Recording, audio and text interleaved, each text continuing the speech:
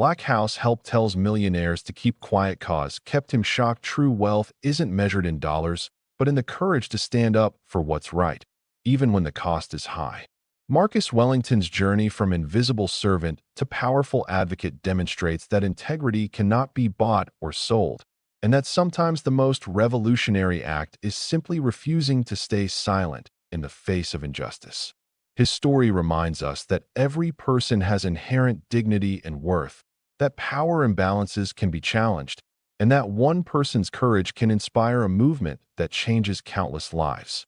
The choice between comfort and conscience is never easy, but living authentically wide seen wealth, power, and secrets, but nothing prepared him for what he found in that mansion. One word from him could destroy everything. So why did he tell the millionaires to stay silent? Before we go into details, click subscribe, like, and comment where you're watching from. I would be glad to know this story goes as far as Canada, all of the United States of America, Australia, Africa, and even the United Kingdom. So let me know where you're watching from on comments section. I pray may the good God Almighty bless and preserve you all and your family. Amen. Let's begin. The morning sun cast long shadows across the marble floors of the Thornwood estate, a sprawling mansion that sat like a crown jewel atop Belmont Hills. From the outside, it was a monument to success. White columns reaching toward the sky, manicured gardens that seemed to stretch endlessly, and windows that sparkled like diamonds in the early light. But inside, beneath the veneer of perfection, something was fundamentally broken. Marcus Wellington stood in the kitchen, his dark hands wrapped around a steaming cup of coffee that he hadn't taken a single sip from. At 42 years old, he had worked for the Thornwood family for nearly 15 years, longer than any other member of their household staff. His uniform was pressed to perfection, his shoes polished until they gleamed, and his face carried the kind of neutral expression that came from years of learning to be invisible in plain sight. He watched through the kitchen window as Victoria Thornwood glided across the patio, her phone pressed to her ear, her free hand gesturing dramatically as she spoke. Even from this distance, Marcus could see the tension in her shoulders, the way her perfectly styled blonde hair caught the light with each sharp movement. She was beautiful in the way that money could make anyone beautiful. Personal trainers, dermatologists, stylists, all working in concert to maintain an image that was both effortless and completely manufactured. Behind him, the kitchen was coming to life. Rosa, the head cook who had immigrated from Colombia 20 years ago, was already preparing breakfast, the scent of fresh bread filling the air. Thomas, the estate manager, was reviewing the day's schedule on his tablet, his reading glasses perched on the end of his nose. And Sarah, the young maid who had joined them just 6 months ago, was polishing silverware with an intensity that suggested she was still trying to prove herself worthy of her position. "Morning, Marcus," Rosa said without turning around, her accent thick but her English perfect. "You look like you didn't sleep again." Marcus managed a small smile. "Just thinking, Rosa. Just thinking." "Thinking is dangerous in a house like this," she muttered, but there was affection in her voice. Rosa had become something like a mother figure to him over the years, the only person in the house who seemed to see him as more than just part of the furniture. The intercom on the wall crackled to life, and Victoria's voice filled the kitchen, sharp and demanding. "Marcus, Mr. Thornwood needs you in his study immediately." He set down his untouched coffee and straightened his already straight tie. "On my way, Mrs. Thornwood." The walk to Richard Thornwood's study took Marcus through the heart of the mansion, past oil paintings worth more than most people would earn in a lifetime, through hallways decorated with artifacts from travels to distant countries, and up a sweeping staircase that had been featured in Architectural Digest 3 years running. Each step was familiar, worn into his memory through countless repetitions, yet today something felt different. There was a weight in the air, a tension that made the hairs on the back of his neck stand up. Richard Thornwood's study was exactly what one would expect from a man who had built a financial empire from nothing. The walls were lined with books that had probably never been read, awards and certificates proclaiming his business acumen, and photographs of Richard shaking hands with politicians, celebrities, and other titans of industry. Behind an enormous mahogany desk sat the man himself, 61 years old, but looking a decade younger thanks to the same expensive maintenance that kept his wife perpetually 40-something. But it was the other person in the room that made Marcus pause in the doorway. Christopher Thornwood, the eldest son, sat in one of the leather chairs facing his father's desk. At 35, Christopher had inherited his father's sharp features and his mother's cold blue eyes. He was dressed in a suit that probably cost more than Marcus made in 3 months, his hair styled in that deliberately casual way that actually required significant effort. But it was his expression that caught Marcus's attention, a mixture of anticipation and something else, something that looked almost like fear. "Close the door, Marcus," Richard said without looking up from the documents spread across his desk. Marcus did as he was told, the heavy door clicking shut with a finality that seemed to seal them all into whatever was about to happen. 15 years, Richard said, finally looking up. His eyes, the same cold blue as his son's, fixed on Marcus with an intensity that was unsettling. "You've been with this family for 15 years, Marcus." "Yes, sir," Marcus replied, keeping his voice neutral, professional. "It's been an honor to serve the Thornwood family." Richard leaned back in his chair, steepling his fingers under his chin. "In those 15 years, you've seen everything, haven't you? You've been in every room, heard every conversation, witnessed every moment of our lives." Marcus felt something cold settle in his stomach. "I've always maintained the utmost discretion, Mr. Thornwood. What happens in this house stays in this house. That's always been my policy." Christopher shifted in his chair, and Marcus caught a glimpse of something in his expression, guilt, perhaps, or shame. It was gone in an instant, replaced by the same mask of entitled indifference that he'd worn since he was a teenager. "That's exactly why we're having this conversation," Richard continued, pulling out a thick envelope from his desk drawer. "My son is about to announce his candidacy for state senate. As you can imagine, this means our family will be under increased scrutiny. The press, opposition researchers, people looking for any kind of scandal or impropriety." Marcus nodded slowly, beginning to understand where this was going, but not wanting to believe it. "You're a smart man, Marcus," Richard said, sliding the envelope across the desk. "Smarter than most people give you credit for, I suspect. So I'm going to be direct with you. This envelope contains $250,000. Cash. Untraceable." The number hung in the air between them, absurd and surreal. Marcus had never had more than $5,000 in his bank account at any one time in his entire life. $250,000 was more money than he could properly conceptualize, a sum that belonged in a different universe than the one he inhabited. "I don't understand, sir," Marcus said carefully, though he understood perfectly well that Richard's smile was thin and didn't reach his eyes. "Yes, you do. This is for your continued silence. Your complete, absolute, unwavering silence about anything and everything you may have seen or heard during your time with us. You'll sign a non-disclosure agreement, of course, ironclad and comprehensive.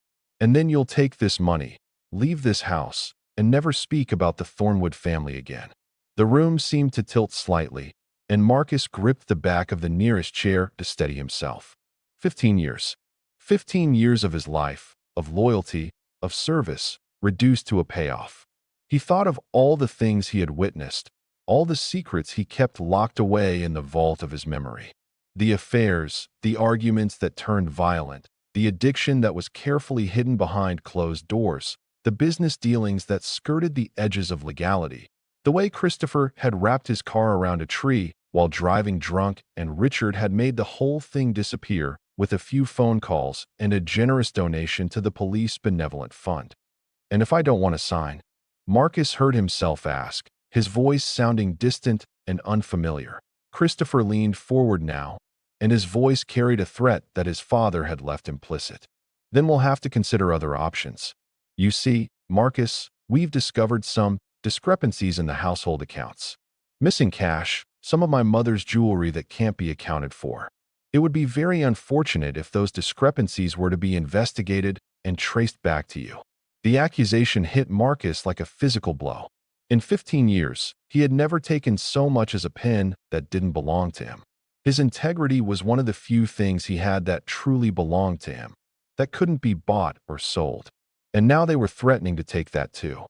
That's not true, Marcus said, his voice tight with barely controlled anger. You know that's not true. Richard shrugged, a gesture that was somehow more insulting than any words could have been. True or not, it's a matter of what can be proven. And I have very expensive lawyers who are very good at proving things. So you have a choice, Marcus.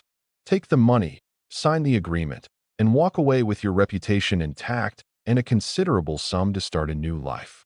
Or refuse, and find yourself fighting criminal charges that you don't have the resources to defend against. The silence that followed was suffocating. Marcus looked from father to son and back again, seeing them clearly perhaps for the first time. These were not good people who had made mistakes. These were not flawed individuals struggling with their demons. These were predators, polished and perfumed, who saw other human beings as resources to be used and discarded when they became inconvenient. I need time to think, Marcus managed to say. You have until tomorrow morning, Richard replied, sliding the envelope closer to the edge of the desk. 8 a.m. You'll give me your answer then. Until that time, you're not to speak to anyone about this conversation. Not the other staff, not friends, not family. No one. Consider this your first test of discretion. There had been other incidents too. Deals made on phone calls that Marcus had overheard, where Richard had casually discussed insider information with his buddies at the country club. The time Victoria had struck one of the maids across the face for breaking a vase. Then had Richard threatened the woman's visa status to ensure her silence. The ongoing affair that Christopher's wife, Julia, didn't know about, or perhaps knew about but couldn't acknowledge without destroying the carefully maintained fiction of her marriage. And there was more. Things that Marcus had deliberately tried not to think about too deeply because they made him complicit simply by knowing. But now, faced with this choice, each memory came flooding back with crystal clarity that a knock on his door startled him out of his thoughts. Marcus? Are you okay? It was Rosa's voice, concerned and motherly. He opened the door to find her standing there with a plate of food. You didn't eat breakfast, she said, pushing past him into the room. And you look terrible. What happened in that meeting? Marcus wanted to tell her everything. Rosa had been his confidant for years, the person who understood better than anyone what it was like to work for people who saw you as invisible.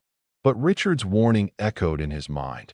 You're not to speak to anyone about this conversation. Just job stuff, he said, trying to make his voice light. Nothing to worry about. Rosa set the plate down on his small desk and turned to face him, her dark eyes sharp and knowing. Marcus, I've known you for 15 years. You don't lie well. Whatever they said to you in there, whatever they offered or threatened, you need to think very carefully about your next move. What do you mean? Marcus asked, genuinely confused. How could she possibly know? She sighed and sat down on his desk chair, suddenly looking all of her 63 years. You think you're the first? Before you, there was James, the butler they had for 12 years. Before him, there was Margaret, the head housekeeper. This family, Marcus, they have a pattern. Keep people close until they become a liability, then offer them money to disappear. And the ones who don't take the money? They don't fare so well. What happened to them? Marcus asked, though he wasn't sure he wanted to know. James took the money. Last I heard, he opened a small restaurant in Oregon. Seems happy. Margaret. Rosa's expression darkened. She refused. Thought her years of service counted for something. Thought loyalty went both ways. They destroyed her. Marcus. Accused her of theft. Made sure she couldn't work in any decent household in the state. Last I heard, she was working in a supermarket in Nebraska, still trying to clear her name.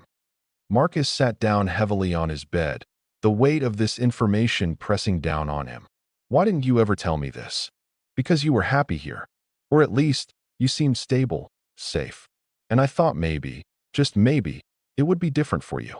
You're so careful, so professional. I thought maybe they wouldn't need to get rid of you. Rosa stood and put a gentle hand on his shoulder. But Christopher is going into politics. That changes everything. They can't risk any witnesses to their reality. So what do I do? Marcus asked, hating how lost he sounded, like a child asking for directions. That's not for me to decide, Rosa said gently. But I'll tell you this. Money can be spent, Marcus. It runs out, it disappears. But who you are, that's forever. Whatever you decide, make sure you can live with the person you see in the mirror tomorrow. After Rosa left, Marcus lay back on his bed and stared at the ceiling. The afternoon sun was streaming through his window, and he could hear the normal sounds of the house. Vacuum cleaners humming, someone talking on a phone in the distance, the clatter of dishes from the kitchen. Life in the Thornwood estate continued on its usual course, oblivious to the internal crisis of one member of the staff. He thought about his mother, gone now for almost 5 years. She had been a maid too, had worked her entire life cleaning other people's houses, raising 2 children on her own after Marcus's father had disappeared when he was just a baby. She had been so proud when Marcus had gotten the position with the Thornwoods, had seen it as a step up from the revolving door of clients she had dealt with. "You be good, Marcus," she had told him on his first day. "You work hard, you keep your head down, and you remember, dignity isn't something they can pay you for or take away. That comes from inside." Dignity. The word seemed to mock him now. What dignity was there in being bought off? But what dignity was there in refusing and being destroyed, leaving his family to suffer because of his pride? His phone buzzed again. Another message, this time from his nephew, Kevin, Diane's oldest boy. The kid was brilliant, had gotten accepted to MIT, but the family couldn't afford it even with financial aid. Kevin was planning to go to community college instead, working his way through school while his dreams of becoming an engineer slowly slipped away. $250,000 would send Kevin to MIT. Would give Diane's other kids opportunities they'd never have otherwise. Would let Marcus finally be the success his mother had always believed he could be, even if that success came with strings attached. But at what cost? Marcus closed his eyes and let himself remember everything he had seen in 15 years. Not the big scandals, not the dramatic moments, but the small, everyday cruelties that had become so normalized he had almost stopped noticing them. The way Victoria spoke to the staff, as if they were less than human. The casual racism that sometimes slipped out when the Thornwoods thought no one important was listening. The entitlement that permeated every interaction. The assumption that money and power meant they existed in a different moral universe than everyone else. And Christopher, who wanted to be a senator, to have actual power over actual people's lives. Christopher, who had never faced consequences for anything, who had been taught from birth that rules were for other people, that his desires trumped everyone else's needs. Marcus opened his laptop and started searching. Christopher Thornwood's potential Senate campaign was already generating buzz in political circles. The articles painted him as a young, dynamic businessman with fresh ideas, the son of a self-made man who understood both privilege and hard work. They talked about his charitable donations, his beautiful wife, his commitment to traditional family values. Marcus almost laughed. The hypocrisy was staggering. He found an article about Christopher's main opponent in the upcoming primary, a woman named Sarah Martinez who had spent 20 years as a public defender and civil rights attorney. Her positions were detailed and thoughtful. Her record was impeccable, and she had spent her entire career fighting for people who had no one else to fight for them. She was exactly the kind of person who should hold public office, but she was trailing in the polls because she didn't have the Thornwood money, the Thornwood connections, the Thornwood machine behind her. In the American political system, those things mattered more than character or qualifications. Marcus thought about what would happen if Christopher won. The access he would have, the influence he could wield. And with that influence, how many more people would be hurt?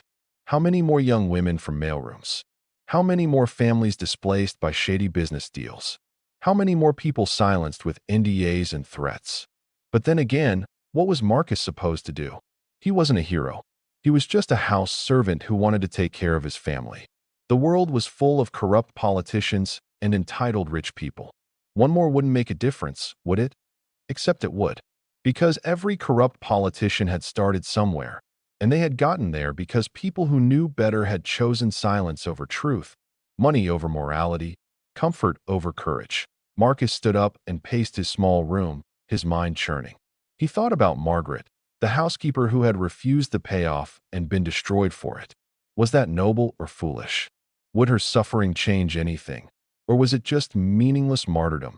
He thought about James, who had taken the money and walked away. Was he happy in Oregon, or did he lie awake at night thinking about what he had enabled?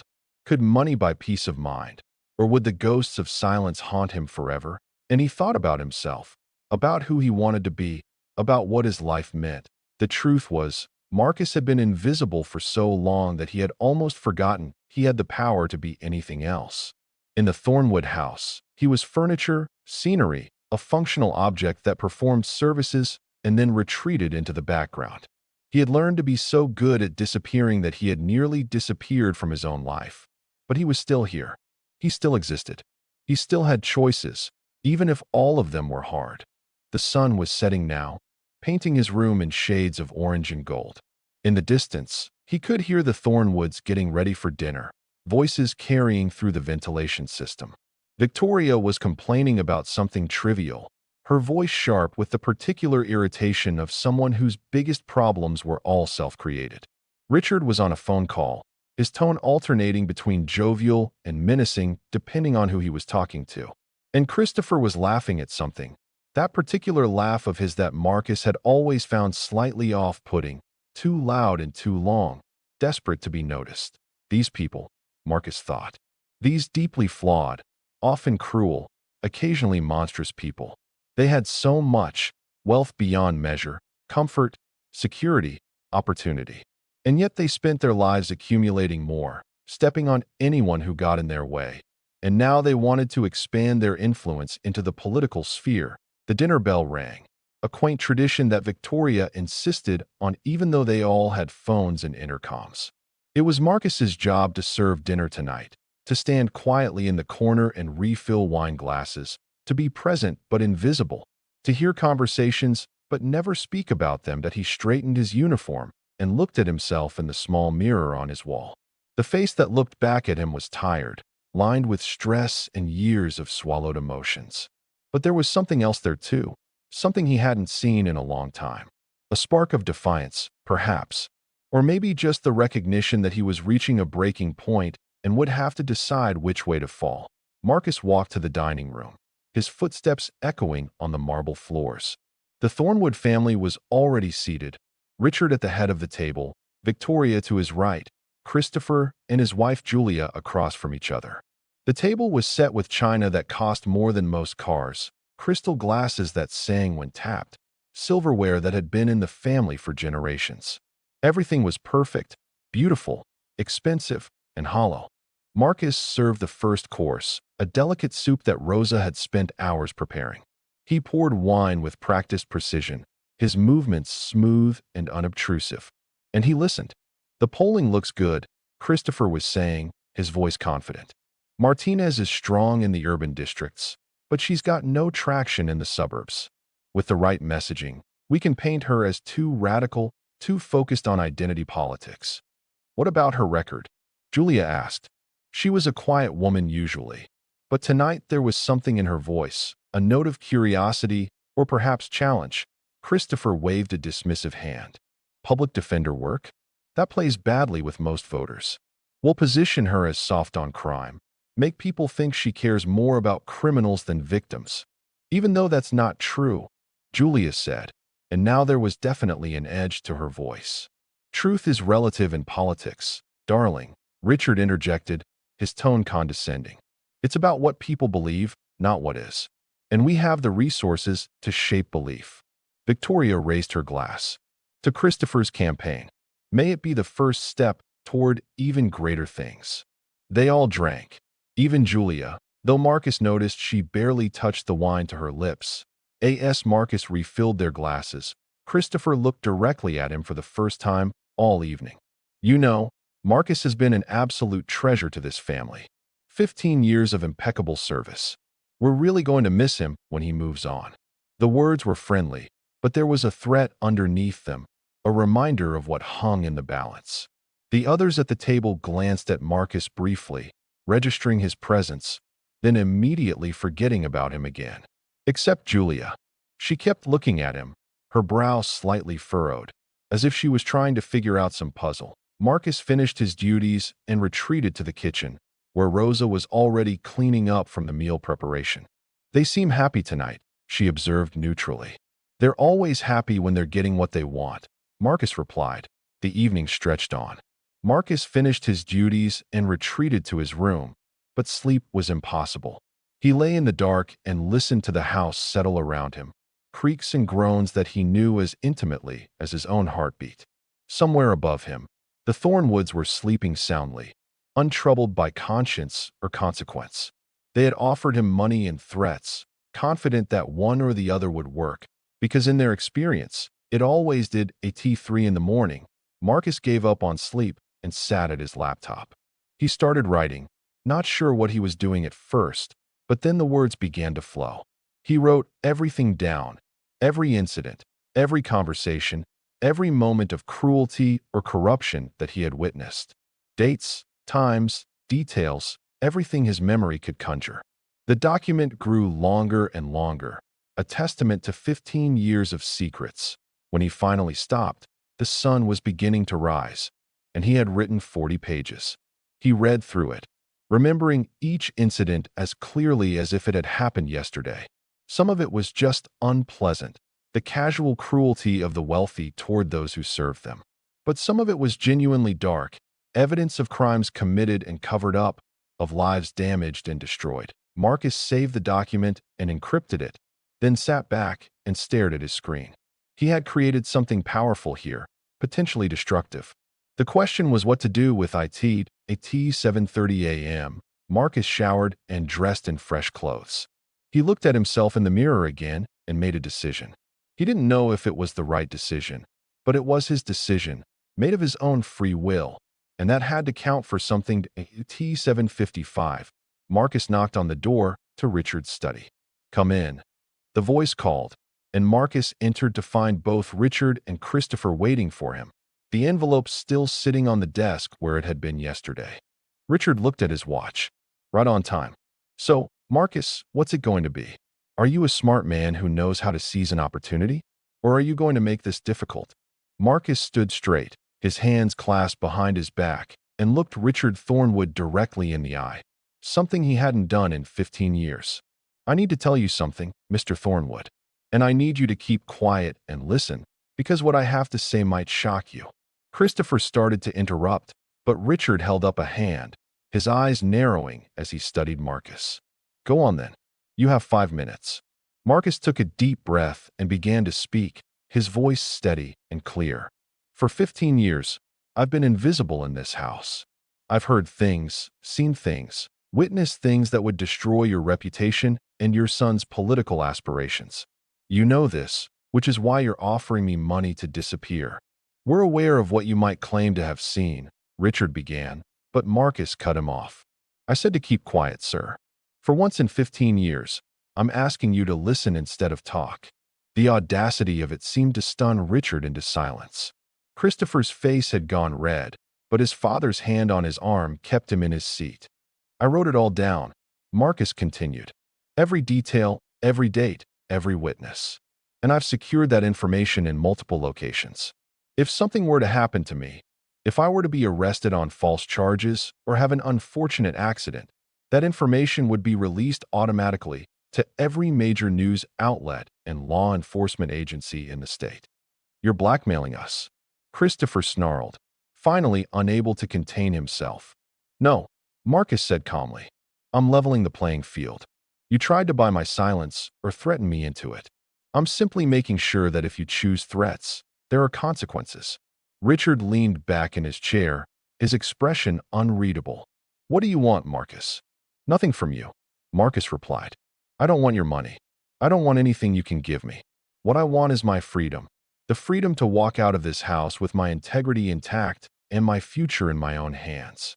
And I want you to know that every action you take, every decision Christopher makes in his political career will be watched, not just by me, but by people who care about the truth." "You have no idea what you're risking," Richard said, his voice low and dangerous. "We can still destroy you." "You can try," Marcus acknowledged. "But it won't be as easy as destroying Margaret or buying off James. Because I'm not scared anymore, Mr. Thornwood. For 15 years, I was scared, scared of losing this job, scared of not being able to support my family, scared of what people like you could do to people like me. But I've realized something. You can take away my job, you can try to damage my reputation, but you can't take away who I am. And I'd rather be unemployed and honest than wealthy and complicit." The room was utterly silent. Marcus could hear his own heartbeat, could feel the weight of the moment pressing down on all of them. Finally, Richard spoke. "Get out. You're fired, effective immediately. Pack your things and be out of this house within the hour." "I'll need 2 hours," Marcus said calmly. "I have 15 years of belongings to organize. But yes, I'll leave today." "If you think threatening us will," Christopher started, but Marcus interrupted him one last time. "It's not a threat, Mr. Thornwood. It's a promise. Live honestly, and there's nothing to fear from me. But if you continue on your current path, if you take your corruption into public office, then yes, the truth will come out. Not because I want to hurt you, but because the people of this state deserve better than leaders who see them as resources to be exploited." Marcus turned and walked out of the study, his legs steady, his head held high. Behind him, he could hear Christopher's angry voice and his father's lower, more measured tones, but he didn't care. He was done caring about what the Thornwoods thought or said or felt that in his room. Marcus began to pack. 15 years fit into surprisingly few boxes, some clothes, some books, some photographs and personal items. Rosa appeared in his doorway, tears streaming down her face. "I heard you got fired," she said. "Marcus, what happened?" He told her, and when he finished, she was smiling through her tears. "Your mother would be proud of you," she said. "I know I am." Thomas and Sarah came by too, and even some of the other staff members Marcus barely knew. Word had spread that he had stood up to the Thornwoods, and while no one knew the details, the act itself was revolutionary in a house where the family's word was LAWBY noon. Marcus had loaded his car, an old Honda that he'd driven for 12 years because he'd never been able to afford anything better. He took one last look at the Thornwood estate, at the mansion that had been his workplace and prison for so much of his adult life, and felt nothing. No regret, no anger, just a strange sense of lightness. As if he had put down a burden he hadn't realized he'd been carrying. That as he drove away, his phone rang. It was Diane. "Hey, sis," he said, unable to keep the emotion out of his voice. "Marcus? What's wrong? You sound weird." "Nothing's wrong. Actually, everything might be right for the first time in a long time. Listen, I know this is going to sound crazy, but I just quit my job at the Thornwoods." There was a pause. "Quit? Marcus, that was your career. What happened?" "It's a long story, and I'll tell you everything when I see you. But Diane, I need to know, can I crash with you for a while? Just until I figure out my next move." "Of course you can, you idiot. You don't even have to ask." "But Marcus, are you sure you're okay?"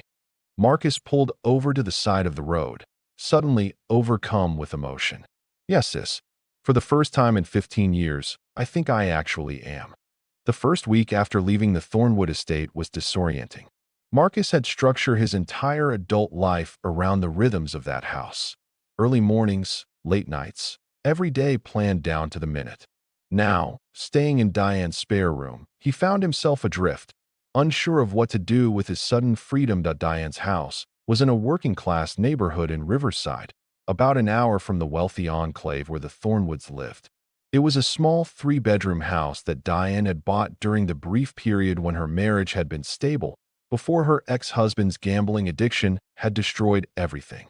The walls needed paint, the carpets were worn, and the appliances were all at least a decade old. But it was warm and lived in and full of the noise of actual life. Kids arguing over video games, the TV playing in the background, the smell of real cooking instead of Rose's carefully curated gourmet meals. Uncle Marcus. Kevin had tackled him with a hug the first night, and Marcus had held on tight, remembering what he had almost sold his integrity for. Yes, $250,000 would have changed their lives. But at what cost to his soul? Now, a week later, Marcus sat at Diane's kitchen table with his laptop, searching for jobs. His resume was impressive in its way. 15 years with one employer, impeccable references from the estate manager and head cook, skills in household management, event planning, personal assistance. But every application felt like a step backward, Another position where he would be expected to disappear into the background, to subordinate his own existence to someone else's comfort. You could do something different, Diane suggested, bringing him coffee. You're smart, Marcus. You could go back to school, get a degree in something. At 42, Marcus said, but without much conviction. The truth was, he had thought about this too. He had an associate's degree in business management that he'd earned online while working for the Thornwoods, taking classes late at night in his room. But he'd never done anything with it, had let it sit as just another piece of paper in a drawer. People start over at all ages, Diane said firmly. Look at me. I went back to school for my nursing degree at 35 after Derek left. Best decision I ever made. Marcus nodded, pulling up college websites, but his mind kept drifting back to the Thornwoods. He had meant what he said about watching Christopher's political career, but he hadn't figured out exactly how to do that. The encrypted document sat on his laptop and in 3 separate cloud storage accounts, insurance against retaliation, but he had no concrete plans for what to do with it. That afternoon, his phone rang from an unknown number. Marcus almost didn't answer, but something made him pick up.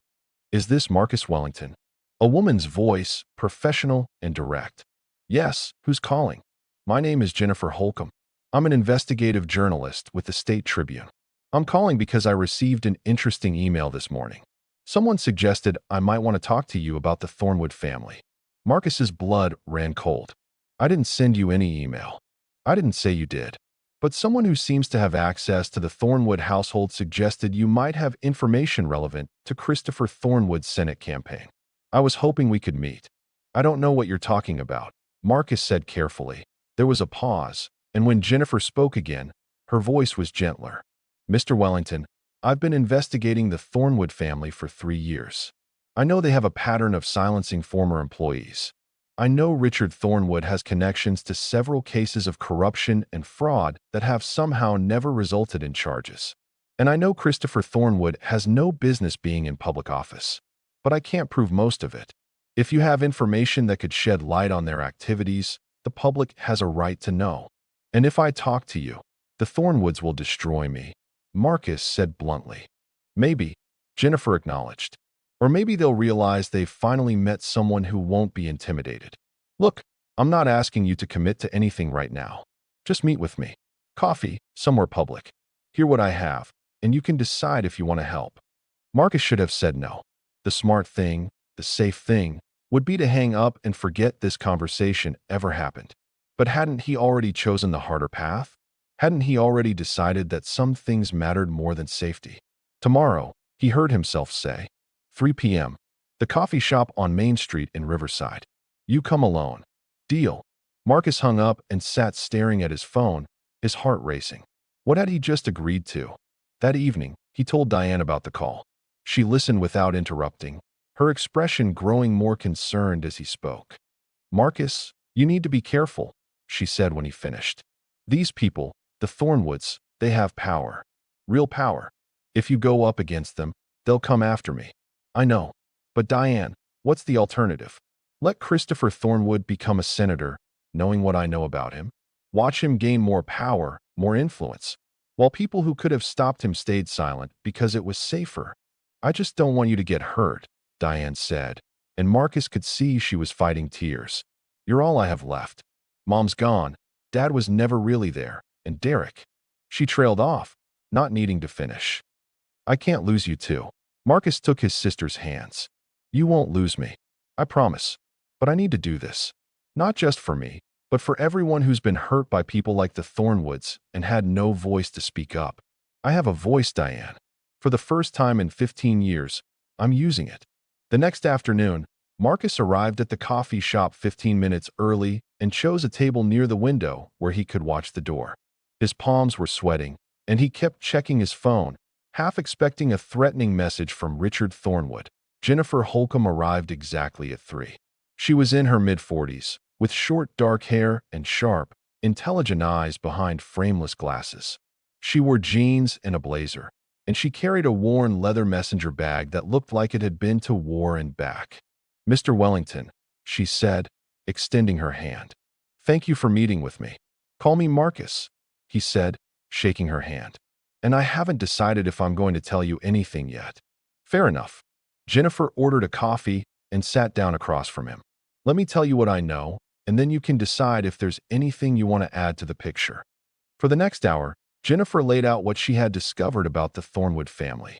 It was extensive and damning. Shell companies used to hide assets, business deals that bordered on fraud, political contributions that seemed designed to buy influence, a pattern of silencing anyone who threatened their interests. But as Jennifer herself admitted, most of it was circumstantial. She had patterns and suspicions, but few hard facts that would stand up in court or even merit publication without risk of a devastating libel suit.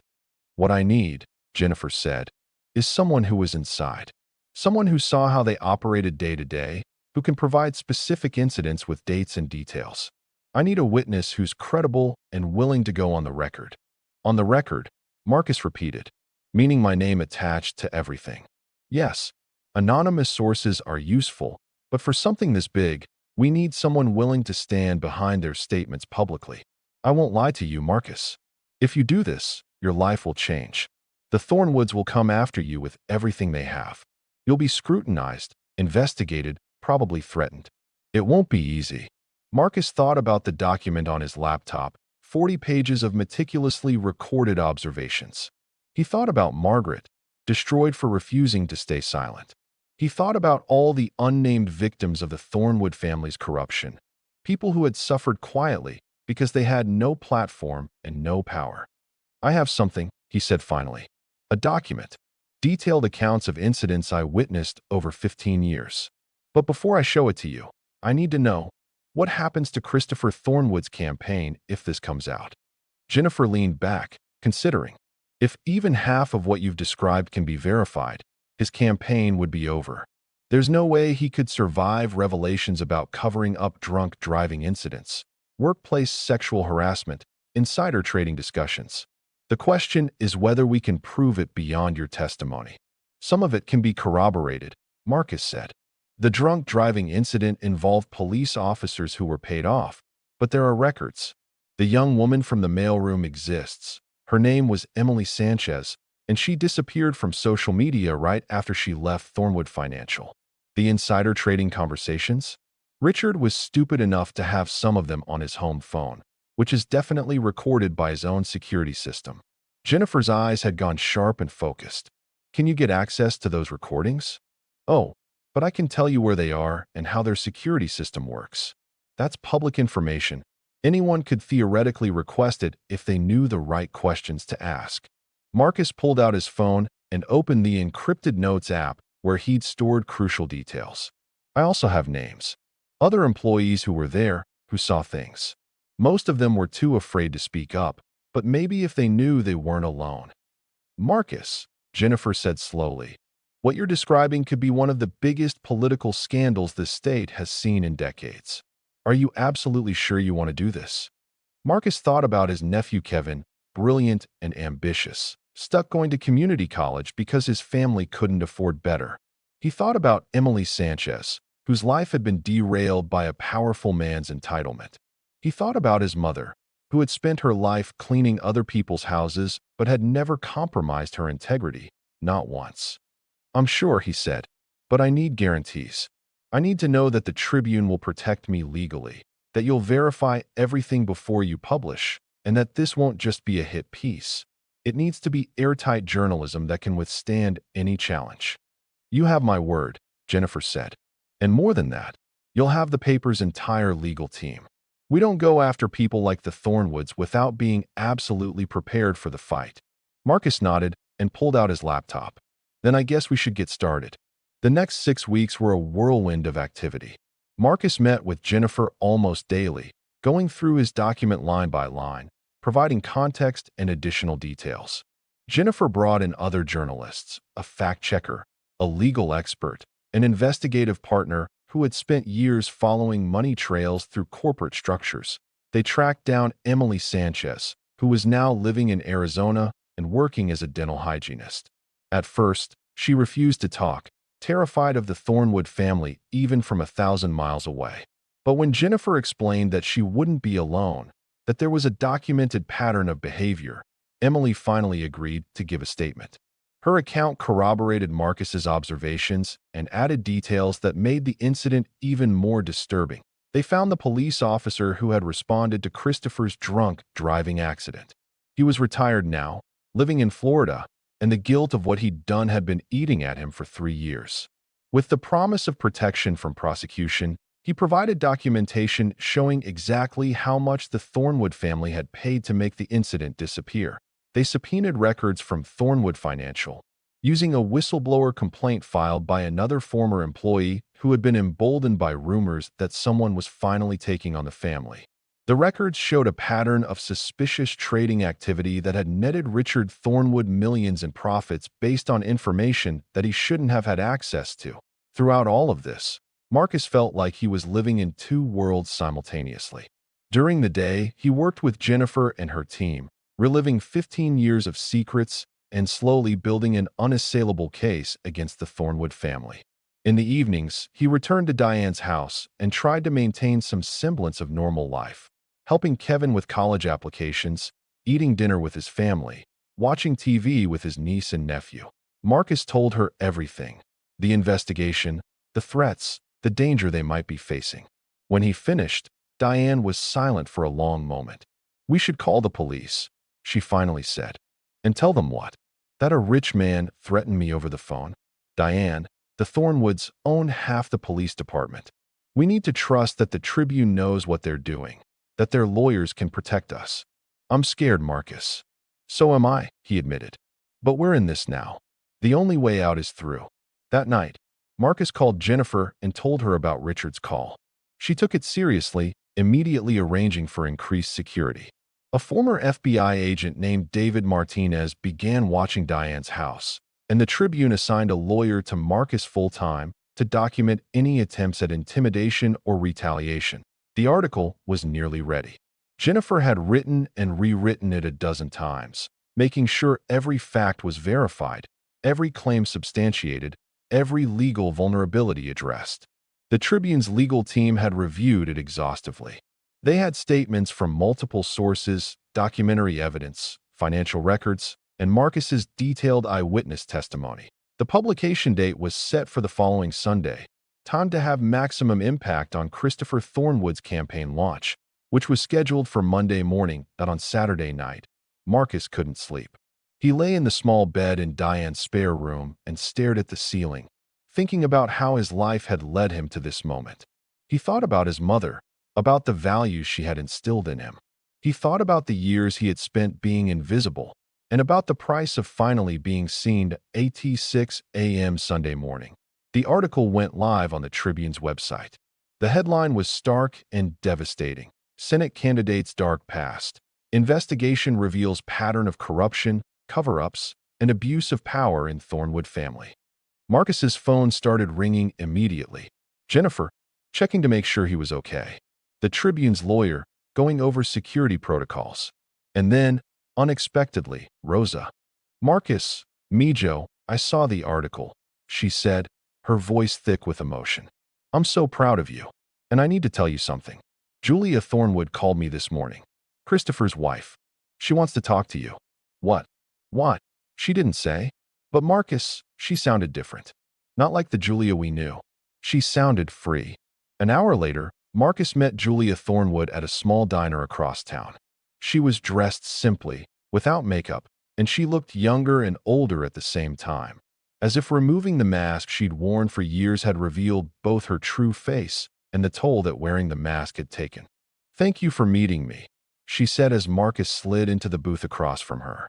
"I know you have no reason to trust anyone with my last name. Why are you here, Mrs. Thornwood?" "Julia, please." She wrapped her hands around her coffee cup, and Marcus noticed she wasn't wearing her wedding ring. "I'm here because I want to add my voice to yours. I've been married to Christopher for 8 years, and I've seen things, Marcus. Terrible things. I stayed quiet because I was afraid, because I thought I had no options, because leaving him would mean leaving the life I'd built. But your article, it made me realize that silence is its own kind of prison. What do you want to do?" "I want to tell the truth," Julia said simply. "I want to give a statement to Jennifer Holcomb. I want to file for divorce, and I don't want a single penny of Thornwood money." I just want out, and I want to make sure Christopher never has the power to hurt anyone else." Marcus felt something shift in his chest, a tightness releasing. He wasn't alone in this fight anymore. "Julia, if you do this, they'll come after you even harder than they've come after me." "I know," she said, and there was steel in her voice. "But I've been dead inside for 8 years, Marcus.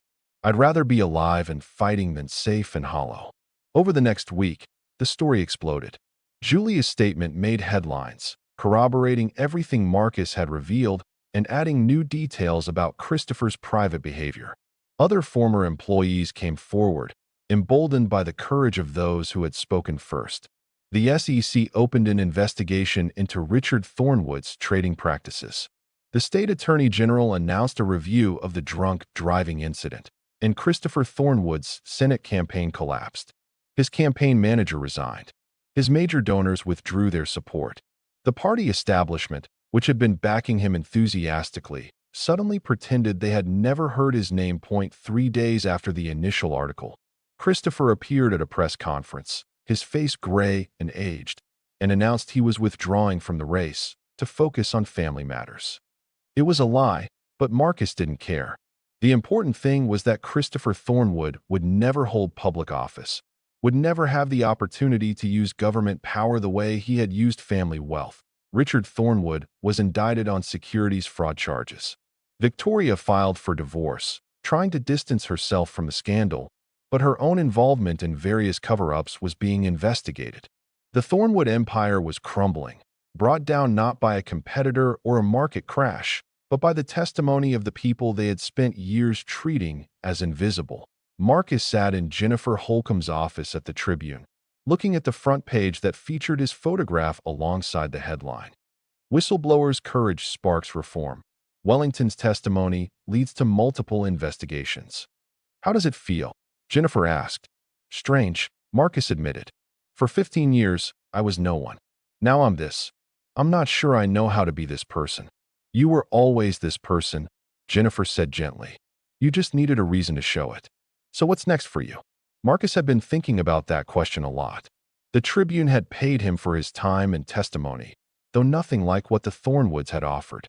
More importantly, several organizations had reached out to him about advocacy work, groups that supported workers' rights, that fought corruption, that tried to hold powerful people accountable. "I think I want to help other people tell their stories," Marcus said. "There are a lot of people out there working for powerful families, seeing things they shouldn't have to see, too afraid to speak up because they think they're alone. Maybe I can show them they're not." "I think that's exactly what you should do," Jennifer said, smiling. "The world needs more people like you, Marcus. People who understand that integrity isn't about never being afraid. It's about being afraid and speaking up anyway." 6 months later, Marcus stood in front of a crowd of about 200 people at a workers' rights conference in the state capitol. He was wearing a suit that he had bought himself, not a uniform provided by an employer. His hands weren't shaking, and his voice was strong and clear. "My name is Marcus Wellington," he began, "and for 15 years, I was invisible." He told his story, not just the dramatic parts that had made headlines, but the everyday reality of being someone whose humanity was constantly overlooked. He talked about the small indignities and the large cruelties, about the impossible choices faced by people who depended on powerful employers for their livelihoods. "I was lucky," Marcus said. "I had some documentation, I found a journalist willing to listen, and I had just enough savings to survive while I fought back. But most people in my situation don't have those advantages. Most people can't afford to stand up to powerful employers, can't risk losing their jobs, can't speak truth to power because the cost is too high." He looked out at the faces in the audience: housekeepers and nannies, personal assistants and drivers, groundskeepers and cooks. People who worked in the shadows of wealth and power. People who were essential but invisible. "That's why we need stronger protections for domestic workers," Marcus continued. "We need laws that make it easier to report abuse without fear of retaliation. We need support systems for people who want to speak up but can't afford to lose their income. We need to recognize that the people who take care of our homes and families deserve the same rights and dignity as any other workers." The applause was thunderous, And Marcus felt something he hadn't felt in years: pride. Not the hollow pride of serving wealthy people perfectly, but real pride in standing for something that mattered. After the speech, dozens of people came up to him, wanting to tell their own stories, seeking advice, looking for hope. Marcus listened to each one, took contact information, made connections. He was working now with a nonprofit called Justice for Domestic Workers, helping to document cases of abuse and connect people with legal resources. It didn't pay as well as working for the Thornwoods had, but Marcus had never felt richer. His phone buzzed with a text from Kevin. "Saw your speech online, Uncle Marcus. You're my hero." Marcus smiled. Kevin was at MIT now, full scholarship thanks to his brilliant application essay about watching his uncle choose integrity over comfort. Diane had been able to cut back to one job thanks to the witness compensation fund that Marcus had qualified for. The family wasn't wealthy, but they were stable, and more importantly, they were proud of each other. Another text came through, this one from Julia Thornwood. No, Julia Martinez now. She had reclaimed her maiden name and was working as an advocate for domestic violence survivors, using her experience with emotional abuse in her marriage to help other women escape similar situations. "Lunch next week?" The text read. "I want to talk to you about a new case that sounds similar to what you went through." "Absolutely." Marcus typed back, as he walked out of the conference center. Marcus caught his reflection in a glass door. The man looking back at him was different from the one who had stood in Richard Thornwood's study 6 months ago. Not just in appearance, though he had gained back the weight he'd lost and looked healthier than he had in years, but in bearing. He stood straighter now, met people's eyes, occupied space without apologizing for his existence. His phone rang. Unknown number, but Marcus answered it without hesitation. He wasn't afraid of unknown numbers anymore. "Marcus Wellington," he answered. "Mr. Wellington, my name is Carmen Rodriguez. I work as a nanny for a prominent family here in the city, and I've been seeing things that aren't right. But I'm afraid to speak up. I saw your speech, and I was wondering if we could talk." Marcus felt his purpose crystallize. This was why he had made the choices he'd made, why he had risked everything to tell the truth. Not just to bring down one corrupt family, but to make it possible for others to speak up, to show them they weren't alone. "Of course, Carmen," Marcus said warmly. "Tell me what's happening, and let's figure out together how to help you." As he listened to Carmen's story, Marcus looked up at the clear blue sky above the city. The sun was shining. People were going about their lives, and somewhere out there were more stories waiting to be told, more people waiting for the courage to speak their truth. Marcus had spent 15 years keeping other people's secrets. Now he spent his days helping people reveal those secrets, shining light into the dark corners where abuse and corruption thrived in silence. It wasn't easy work, and there were still days when he missed the security of his old life, the comfort of routine and certainty. But he had never been happier. 3 years later, the Thornwood estate had been sold at auction, purchased by a tech entrepreneur who immediately fired the entire staff and brought in his own people. Marcus heard this from Rosa, who had found a position with a family that treated her with respect and paid her a fair wage. The new owners had torn out most of Victoria's carefully curated decorations and replaced them with modern art and minimalist furniture. The house that had been a monument to old money and traditional power was now something else entirely. Richard Thornwood was in federal prison, serving a 7-year sentence for securities fraud. The evidence had been overwhelming, and even his expensive lawyers hadn't been able to save him. Christopher had avoided prison but was working in a small real estate office in another state, his political ambitions permanently destroyed. Victoria had moved to Europe, where she lived on what remained of her prenuptial assets and pretended she had never been a Thornwood. Marcus stood outside the gates of the estate, looking up at the house one last time. He had been invited to speak at a documentary screening, a film called The Invisible Ones that told his story and the stories of other domestic workers who had fought back against abusive employers. The filmmakers had wanted to shoot some footage at the estate, and Marcus had agreed, though he hadn't been sure how he would feel returning to this place. Now, standing here, he felt nothing but peace. The estate was just a house, beautiful but empty of meaning.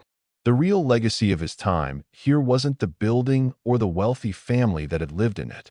It was the courage he had found within himself, the relationships he had built with people like Rosa and Julia, and the movement he had helped create to protect others from the same abuses he had endured. His phone buzzed with a message from Diane. "We're all so excited for tonight." The kids made a banner that says, "Our Uncle Marcus, the movie star." "It's completely embarrassing, and you're going to love it." Marcus laughed and texted back a heart emoji. His family would be at the screening, along with Jennifer Holcomb, Julia Martinez, Emily Sanchez, who was flying in from Arizona, and dozens of other domestic workers who had found their voices thanks to the path Marcus had helped create. There was also going to be a special guest, Sarah Martinez, the woman who had been running for Senate 3 years ago when Marcus's revelations had destroyed Christopher's campaign. She had won that election and had just introduced landmark legislation to protect domestic workers, making it easier for them to report abuse, organizing for better wages and working conditions, and creating legal pathways for undocumented workers to gain protection without fear of deportation. "Ready to go?" asked David, the former FBI agent who had protected Marcus during the initial investigation and had since become a close friend. "Yeah," Marcus said, taking one last look at the house. "I'm ready." They drove to the theater where the screening was being held, and Marcus was overwhelmed by the crowd waiting outside.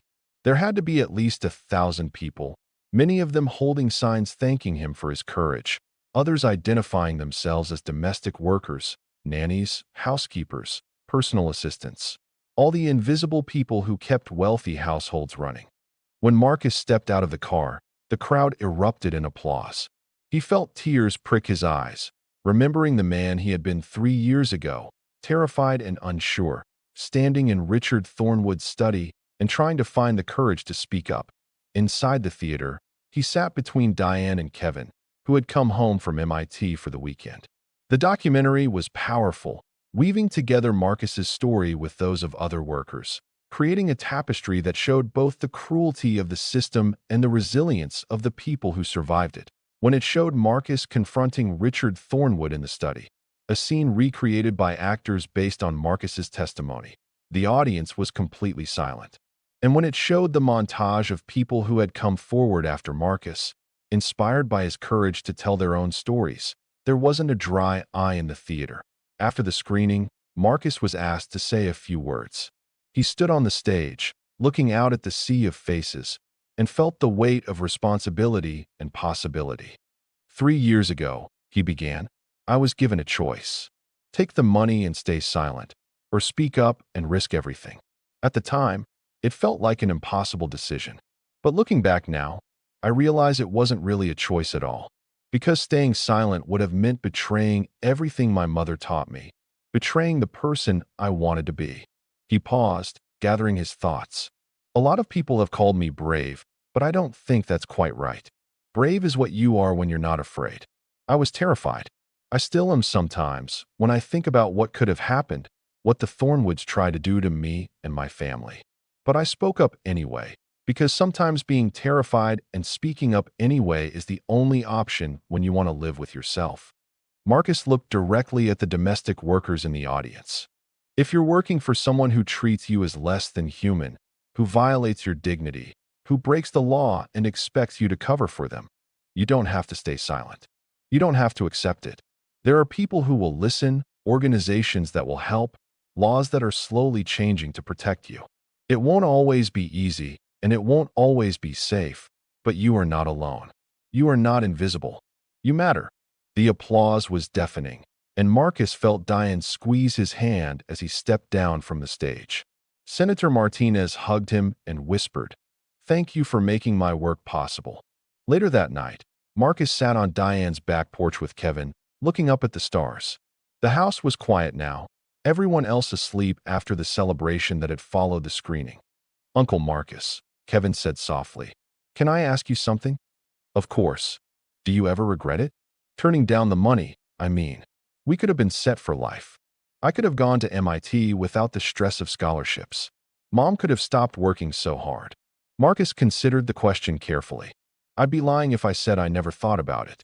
$250,000 would have changed a lot of things. But Kevin, there are some things money can't buy back once you've sold them. Self-respect is one of them." The ability to look at yourself in the mirror and like what you see, that's priceless. But you sacrificed so much, did I? Marcus interrupted gently. Because from where I'm sitting, I gained everything that matters. I have my integrity. I have a purpose that gets me out of bed in the morning excited to work. I helped change laws that will protect thousands of people. And I showed you and your siblings that it's possible to stand up to powerful people and win. That's a better inheritance than money could ever be. Kevin was quiet for a moment, then said, I'm writing my thesis about you. About the economics of whistleblowing. About why people choose to speak up even when it costs them everything. My advisor thinks it could be published. Marcus felt a surge of pride so intense it almost hurt. Your grandmother would be so proud of you, Kevin. Of all of us. They sat in comfortable silence, watching the stars, and Marcus thought about all the invisible people out there, the ones who hadn't found their voices yet, who were still afraid, who didn't know that speaking up was possible, but they would learn. Because Marcus Wellington, who had spent 15 years being invisible, had shown them that even the most powerless person could change the world if they found the courage to be seen. The next morning, Marcus woke to a call from Jennifer Holcomb. I hope I'm not calling too early, she said, but I wanted to tell you. The documentary is being picked up by a major streaming platform. Millions of people are going to see it. That's incredible, Marcus said, still groggy from sleep. That's not all. There's a publishing house that wants you to write a book about your experience. And the Justice for Domestic Workers has gotten enough donations to expand nationally.